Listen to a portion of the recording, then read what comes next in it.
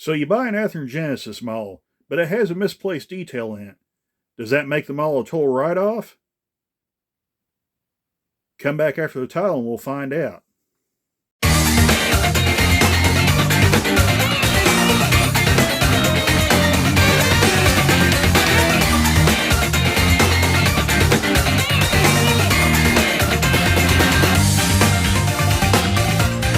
Hey guys, welcome to another review video of sorts. This is more like a first impressions slash review, so it's not really a review and it's not really a first impressions video. It's kind of somewhere in the middle, but you kind of get what I mean. But anyway, I did end up getting a look at this model for the first time during during the Wacky Weekend stream. We kind of took it out and got a closer look at it to kind of go over the looks of it. And I'll leave a link to that stream if you want, so you guys can check that out. But the model in question is this one. This is an Athearn Genesis GP38-2 decorated for BNSF Railway, and I apologize because the camera's mirrored, but it is what it is. I can't change it, so my phone's not set up for that. But regardless, this is a BNSF 2099. It's a good looking model for the most part, but it does have a glaring error on it regarding the ditch lights. So we will unbox the model and we'll go through the model. We'll review it, take a look at all the details on it, and also talk a little more about the error on the front pilot regarding the ditch lights. So hang on just a second. We'll unbox this thing and start taking a closer look at it. So hang on just a second. We'll be right back. All right, so we got the Genesis 2099 unboxed. Now, I'm not going to film the unboxing. I just feel that would just drag the video out way too long because I want to focus on the problem at hand, which would be these front ditch lights, and discuss that. So, but if you want to see the box, just real quick, the packaging, it's your standard Athearn Genesis packaging. It's let me slide that out of the way. So it's your standard Athearn packaging, nice blue box. Excuse me, with gold letter in gold here. It's kind of raised a little bit. Really nice looking box. Of course, it's on the sides there and there, and I just hit the locomotive, so I gotta watch what I'm doing there. And then of course the locomotive itself rests in a protective clamshell. Should protect them all very nicely in storage and transport. You get the drift. So we're gonna go ahead and get started right in the review here. So we're just going to dive right on into it. So I'm going to move the engine back to the center of my turntable here. Position my camera and let's get started. So I'm going to do this a little different than I do most of my than I do most of the time in these videos. We're going to start at the rear and save the front for last because we want to focus as much time as we can on that. So pretty much your typical Athearn Genesis model there. You got your MU cables right here, brake hose, another MU cluster, your spare knuckles right there.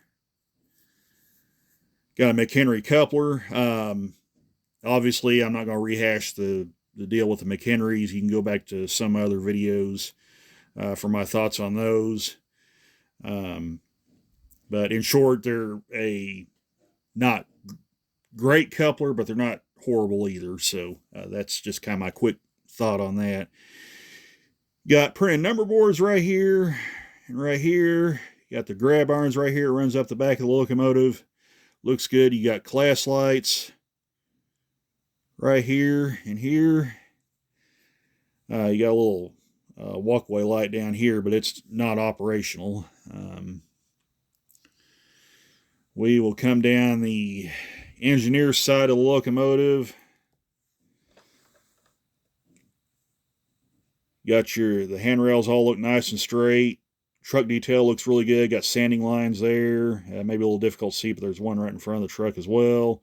Again, sanding lines right here and here. Separately applied brake cylinders. And shock struts. Separately applied brake cylinders. And those kind of details. So that looks good. You got your exhaust stacks right here. All looks good. Fans look good. Nice detail. You got your 3-chime air horn right here. Looks really good. Firecracker antennas on top of the cab. Looks really nice. Grill detail all looks really good. That all looks nice. You got sliding cab windows there open. You see the cab interior right there as well. All the decal placements look really nice. Everything appears to be readable and legible under magnification. Fuel tank details all look really good. Fuel filler necks, sight gauges, air tank detail, and there's some piping up under there that's a little difficult to see, but it's there, as well as in front and rear of the fuel tank as well. That all looks really nice. We'll come around here to the conductor side, take a look at that. Again, pretty much the same story. On this side, handrails all look really nice as well. Nice highlights on the steps here. It looks really good. When we fly over the top of this engine, you'll be able to see the walkway tread, but there's some nice walkway tread as well. I got a speed recorder cable right there. Right there. More sanding lines. Again, decaling all looks really good. Paint looks really good. Separations all look really nice. Handrails all look good. And then we come to the front of the engine, and we'll save the ditch lights for last, but we'll kind of start here on the bottom here. There's your McHenry coupler on the front. MU clusters right here and here. Brake hose right there. That all looks good. Coupler cut levers look nice. By the way, I forgot to mention that on the rear as well. Coupler cut levers look good there as well. So, come up here to the top of the cab. Nice printed number boards on the top. Headlights all look good. Separately applied windshield wipers. Myriad of grab irons on the nose. Ratchet style brake on the nose. Looks really nice. So yeah, that all looks good. But then we come down here to the ditch lights. And what I'm going to do, well, I'll tell you what. I'll zoom in on the ditch lights, and then we'll come back and talk a little more about that. So hang on just a second. So, okay, I've zoomed in on the ditch lights now. This was a problem that arose with this particular road number. Now, the BNSF 2099, as far as what I've read and what I've heard, this is the only locomotive, the only BNSF, the only one of the BNSF numbers that has this issue, if I'm making any sense. But notice how far back the ditch lights are slid on the locomotive. They're slid almost all the way back to the nose right here. They should be right here at the edge of this pilot. So the ditch light should actually be right here on this side and right there on this side, right where the end of my screwdriver's at. So that's where they should be at. Obviously, these are slid way too far back, and I'll turn the locomotive where you can kind of get a side profile of it right there, where you can kind of see this a little better. But notice how far back they're slid back, almost all the way to the nose. So, yes, that is a problem. That is something Athearn should have caught before these models left the factory.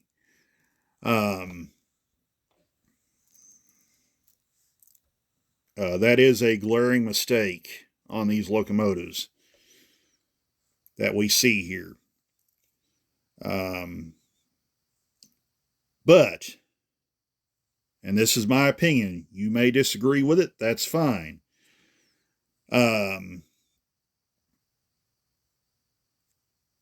Do I think personally, and I'll zoom back out where you can see the whole engine again,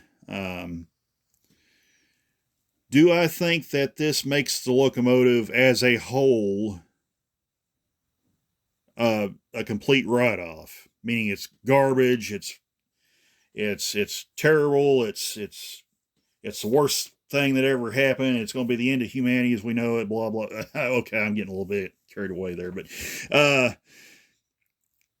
still, okay. For all kidding aside, does this make the locomotive garbage? No, it doesn't. That is just my opinion. It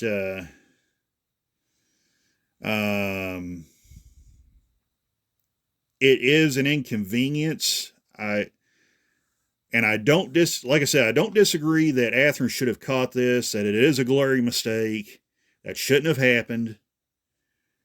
But at the same time, and this is a case I believe where both things can be true.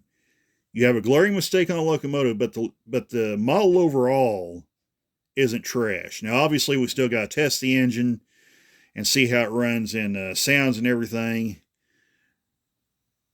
before we can really give it a final verdict. But if you take away the misplaced ditch lights, the model overall is really nice. This is a fantastic model. It's pretty much your vintage Athearn Genesis model. Full of detail, very nice looking. Paint and lettering's all really, really good. And by the way, I forgot to mention there's the wind deflectors right there on that side. And that side as well, so just FYI on that. But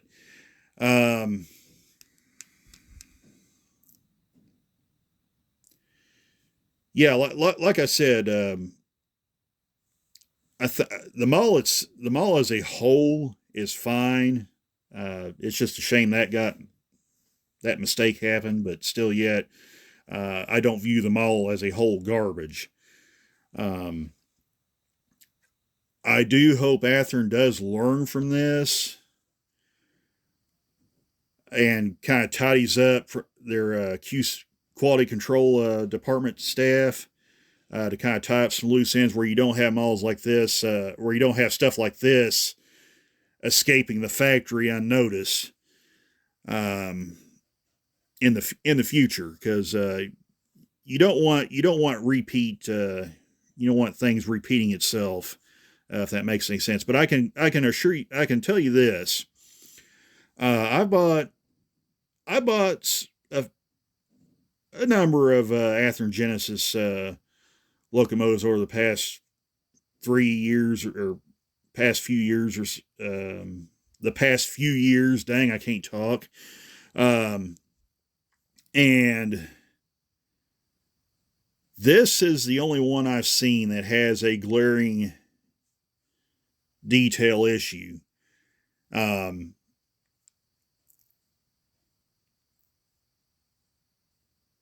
the other engines I've bought from them are fine. Now, obviously, while it does hurt the looks of the engine, it's not going to affect the performance of it. Again, we'll test that. We'll find out what it's capable of when we go out to the layout. But if it runs like I think it's going to run, this isn't going to affect the performance of the engine. It's, like I said, it's just going to hurt it a little bit in the looks department. But overall, the engine itself is fine. It's not a total write-off. But now, let's kind of discuss what Athearn is going to do, what Athearn is doing about this. On their Train Tuesday show, and by the way, we did take a look at this engine on the Wacky Weekend stream, the first unboxing of it. So if you actually want to see the first unboxing of it, I'll leave a link in the description for the Wacky Weekend stream, where we did take our actual first look at this locomotive during that stream. But getting back to the subject at hand,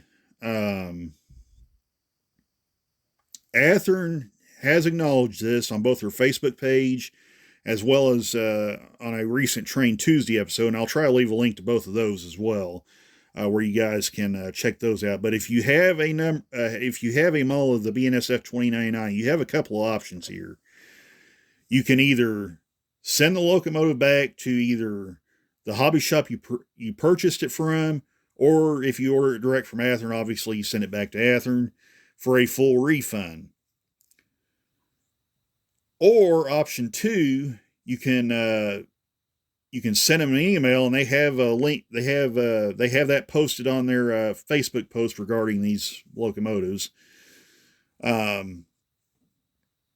You send them an email to that address they have posted on their Facebook page, and you will receive a $50 gift card to shop at Athearn.com. So, what I elected to do, obviously I kept the engine and chose to get the gift card because I needed to order some parts and stuff. That might not be a popular decision by some people, but hey, it's my decision, and I just elected to go that route. But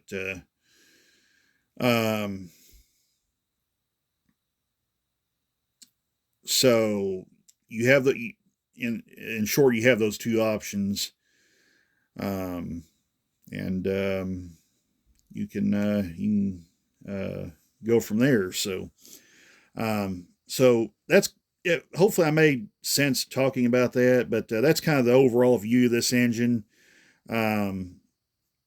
Sorry if it's not going to be one of those videos where I go into a screaming rant because a detail was misplaced and everything, and because I've seen some of the comments on other forms of media where people are saying the whole Athearn line is trash. They're a trash company. They don't have any quality control, this and that and the other. My personal opinion is that's a bit much. Yes, they made a mistake. Yes, they should have caught it. But at the same time, I don't view them as a garbage company that can't get anything right. It's just something that they need to clean up on in the future. They don't need to be making a habit of this, but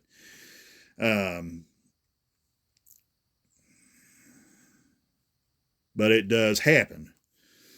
So, I guess with all that said, like I said, I'll give you my final verdict once we test the locomotive out on the layout. But first, we're going to compare it with the blue box model. So hang on just a second. We'll be right back, and I'll set the blue box model beside the Genesis model. We'll take a quick gander at both of them side by side. So hang on just a second. We'll be right back. All right, we're back with the with our side by side comparison here. We have the Athearn Blue Box 2099, as well as the sitting here beside the Genesis 2099. So let's kind of go ahead and get a look and see what's changed between the two. Excuse me, I'm losing my voice, but just looking at the front here, starting with the Blue Box engine. Of course, you got your air horn up here on top. Blank crystals for the number boards right here. You have printed number boards on the Genesis model. The windshield, a lot more squared off on here, where it's a little more rounded with the simulated gaskets. Also applied windshield wipers as well. Again, same with the windows here and here. There's the Genesis model right there with separately applied windshield wipers, simulated gaskets. Also the edges are more rounded. Also, you can kind of notice that the body overall on the Blue Box engine is a little bit oversized. That's just something that was a thing with Athearn Blue Box because of the motors they used, where they could fit onto the chassis better, where things weren't so tight.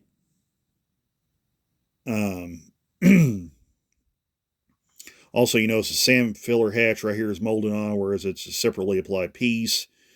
You got the little dimples for the grab iron right here, but this one hasn't installed. Also, you got grab irons on the nose as well. Kind of looking at the logo side by side. The The logo here is a little bit oversized right here on the blue box model, but you got to remember this is almost 30 years ago, so this is a little bit before hyper detailing became cool, so it just had to look the part. So, but you look on the Genesis model, more to size, also more high def printing compared to the blue box model. The yellow stripes right here and right here. Of course, you can tell the difference in the platform right here versus this model. A thing with the blue box model was no matter what paint scheme you bought these engines in, they all had the same details. Everything was the same. It was a one body style fits all schemes with these locomotives, and that's just how things were back in the 90s, you know, even going back further than that, 70s, 80s. That's just how it was back in the day. Unless you bought brass, you could get into some of the more scale stuff. But you notice the on the pilots here, you got an open place where the coupler's at right here. Also, you can probably see a little coupler cover right there. Plain Jane front pilots, no MU cables or anything like that. Whereas on the Genesis model, you got a snowplow, you got MU cables, brake hoses, coupler cut levers, all that good stuff. Minus the incorrect ditch lights right here. A lot more detail. Looks good. Also, you know, sunshades right here. Right here. No sunshades on the blue box model. Antenna arrays right here on top. You got your firecracker antennas right here, and you got another little antenna right here. Nothing up here on the blue box model. Wire grab irons right here, unpainted. Painted Duralin plastic handrails.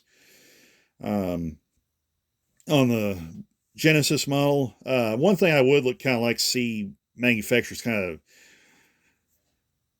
move over towards currently is sort of like what Rapido does with their hybrid handrails, where they have the plastic stanchions but metal handrails. I think that's a good balance between scale and reliability, durability, I should say. But I can also understand why not many companies go that route, but it would be kind of nice to see them kind of transition more to that. But again, that's just my opinion. So we'll come down here to the side of the engine, and we'll go ahead and I'm going to be careful not place this on top because I don't want to crush the antennas. But you can see right here. Let me turn. There we go. Okay. So you can see kind of the detail on the fuel tank and the trucks. Not a lot of detail on the fuel tank area. Of course, this is all one piece right here. The frame and the fuel tank are all molded together as one, or cast as one, I should say, since they're metal. The air tank detail is pretty plain. No piping or anything. You also notice the absence of a bell right there, whereas on the Genesis model, right there, you got a bell. Also, your fuel filler detail, your fuel filler cap right there, sight gauge. Yeah, it's pretty plain Jane right here. Also, you can kind of see the mold marks on the fuel tank right there, whereas it's pretty clean right here. But that's also because the fuel tank is actually a separate piece. So that's kind of one thing to note as well. And we'll kind of flip them over on their side where you can kind of see the two separately here. Also, the Y highlights on the steps right here. You got the Y highlights on the steps right here, whereas on the blue box model, no highlights on the steps. Also also a lot more chunkier on the blue box model, whereas they're a lot more crisply made on the Genesis model. So we turn around to the back here, and this is where things kind of really start showing up on the rear as well. So I'll tilt the camera down where you can see that. Again, plain Jane, no separately applied details on the rear, no MU hoses or anything like that, although the little dipples are there where you can drill the holes out for them. Got a little gap right here for the where the coupler's at. Again, your coupler box with the cover right here. On the Genesis model, everything's closed up. Looks really good. MU cables right here and here. Brake line hose, spare knuckle couplers, coupler cut lever. Handrails all look good, like I said before. Of course, you can also see the class lights right here. And then you can kind of see them kind of just blanked off right here. Is just kind of a molded part. So, yeah, I mean, and like I said, again, you can kind of tell looking at the two bodies side by side. This one's more to scale, whereas this one's a little bit oversized. Again, that's for practicality reasonings, because of how the blue box engines were manufactured back in the day. But this is where things kind of get. This is also where things kind of get where the detail differences really show up. So on the blue box engine, we mentioned this before, the horn's mounted right here on the cab, but on the Genesis version, the horn is back here in the correct spot behind the dynamic brake blister, right behind the fourth exhaust stack right here. So, and that is also a brass casting as well. So, you can kind of see that too. Again, we'll let you see the fuel tank details side by side. Plain Jane with the pretty plain with the blue box model with minimal detail. Obviously, a lot of detail in piping, fuel filler areas, and air filters and all that sort of jazz up under the fuel tank there. So, and we'll see that when we flip them over. So, just kind of show you the underneath side of a blue box engine. That's pretty much your standard look right there. You got the little clips that hold the body on right here. These are the where the motor mounts press fit in right there. And again, like I said, you notice right here the fuel tank and the frame is all one piece. Whereas on the Genesis model,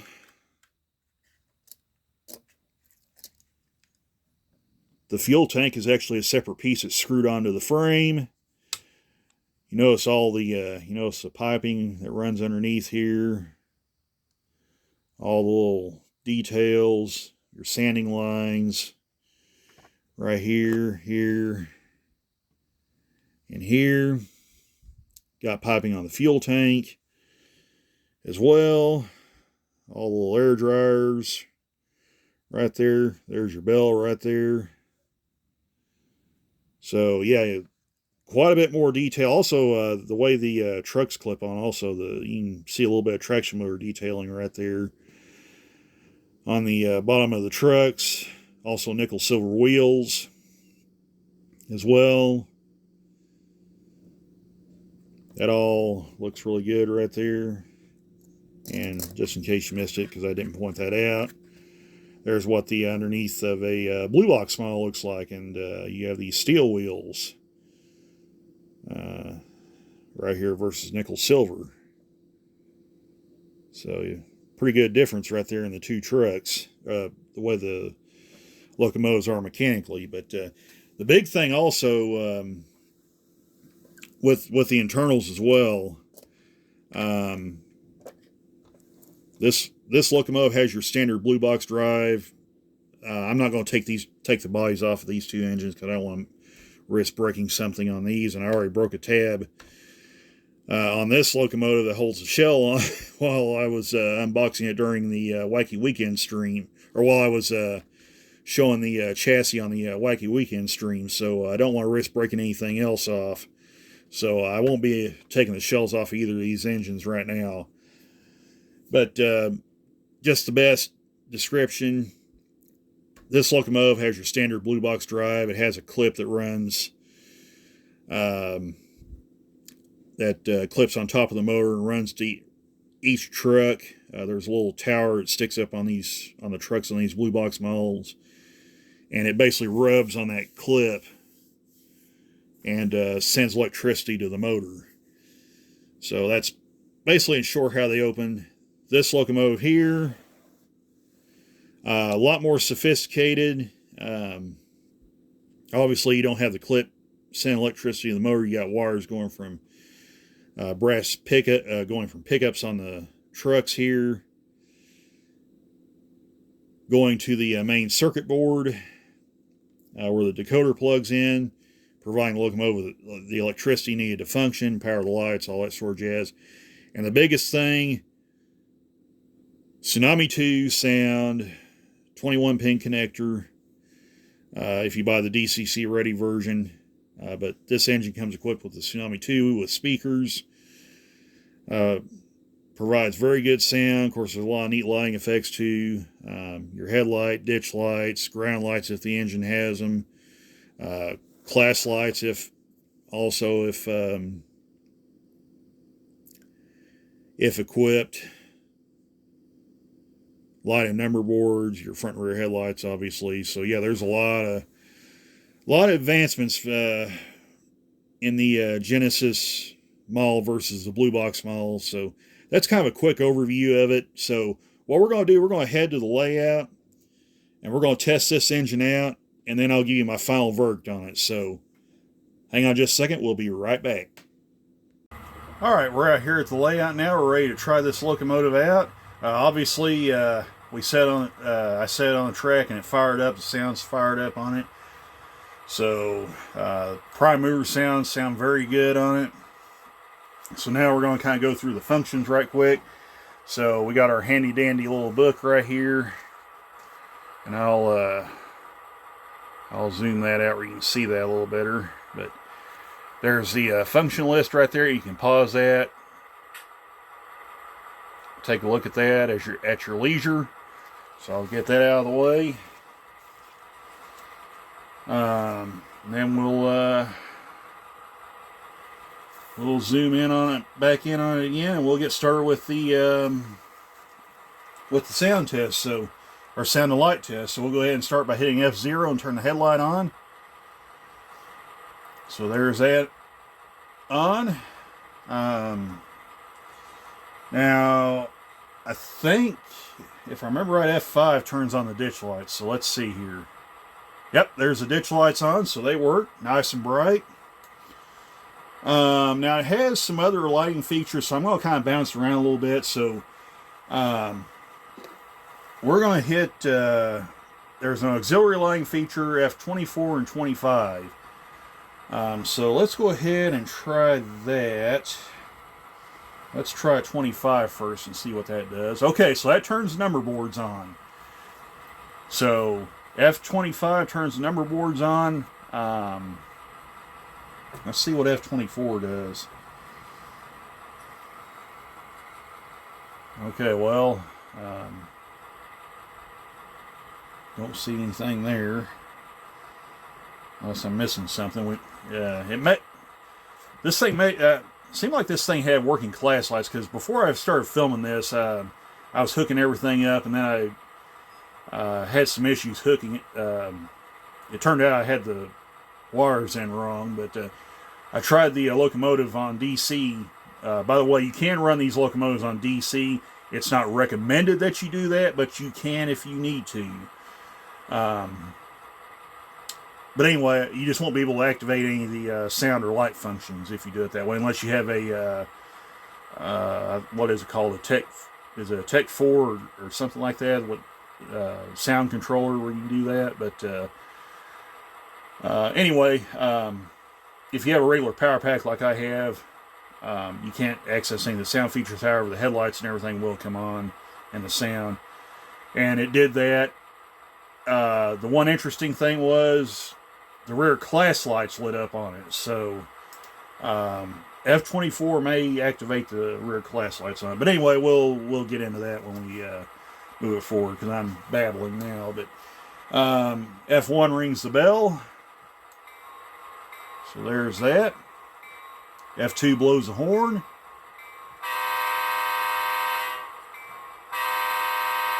F3 short toot. Alright, so that all sounds good. F4 will be the dynamic brakes. Now the locomotive will have to be moving for that. So we'll go ahead and move it forward. And then we'll hit F4. So there's that. And then I'll pause it and we'll take a look at the rear headlights here.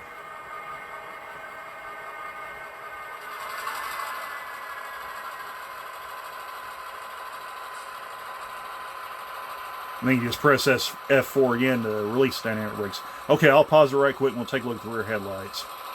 All right, we're looking at the rear of the locomotive now, so I'm going to hit F24 again and see if that does anything. So F24, and there you go. You got lighted rear class lights on the rear of the locomotive, so that's pretty cool. So we'll throw the engine in reverse.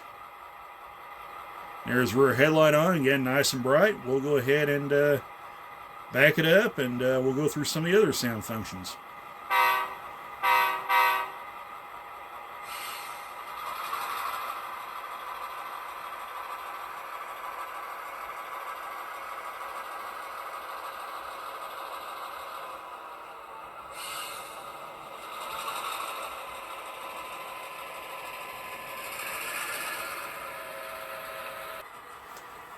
All right, we got the locomotive facing back now, so we'll kind of go on through some more of the functions here.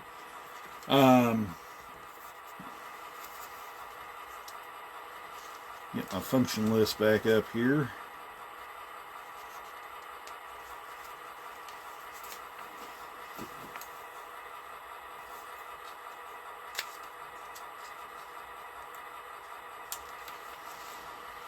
Okay, so F6 is lighting effect 2. That does nothing, so we won't worry about that. F7 is dimmer and cab chatter, so we'll hit that.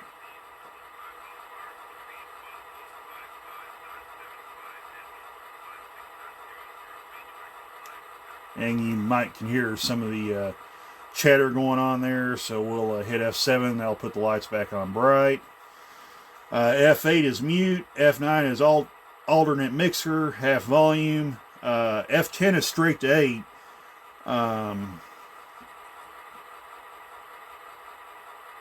And cylinder valve. So we'll hit that button, F10, just kind of show you what it does.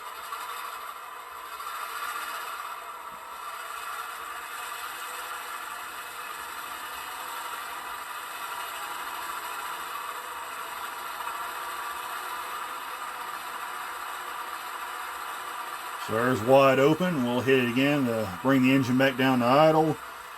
So just quick rundown of the rest of the functions. F11's brake set and release. F12's brake select. F13's couple and uncouple. F14 is half speed and momentum override. F15 is handbrake. F16 is HEP mode on off. F17 is fuel loading sequence. F18 is general service. F19 is straight to idle. F20 is steam generator or auxiliary HEP generator on off. Of course, being a freight engine, you won't need to worry about that. F21 and 22 are both blank. F23 is all aboard coach doors. Again, freight locomotive, don't need to worry about that. F24, we already discussed this, is the class lights. F25 is the number boards. And then F26 and F27 is your manual notching functions. F28 not used, and you got emergency stops. So that's kind of a quick look at the function list. So let's head back inside and I'll give you my final thoughts on this locomotive. So, what's my final verdict on this locomotive? Well, after we tested it, went through everything on it, it's still a fine locomotive. It just has an error on the detail. Again, like I said earlier in the video, it doesn't make the entire model junk, but at the same time also Athearn does need to tidy up the loose ends to make sure stuff like this doesn't happen again with the ditch lights. So in this instance, both are true. It's still a good locomotive, but it still has a mistake as well. So, again, some people might disagree with how I view this, but that's just my honest opinion on it. So, I guess with that said, I'll take a look at this first impressions video on the Athearn Genesis GP38-2. One other thing, too, that I did neglect to mention before I close the video out. The silver tank and the silver trucks are actually accurate. The real 2099 was painted this way. It is the only GP38 that has this, that has the silver tank and truck side frames on it. Just FYI on that. But anyway, that'll take a look at this first impressions review. Hope you guys enjoyed it, and we will catch you in the next video down the road. So, yeah. Take care, all. Bye for now. Oh, and we'll leave you on the run by, too. All right. Take care, all. Bye for now.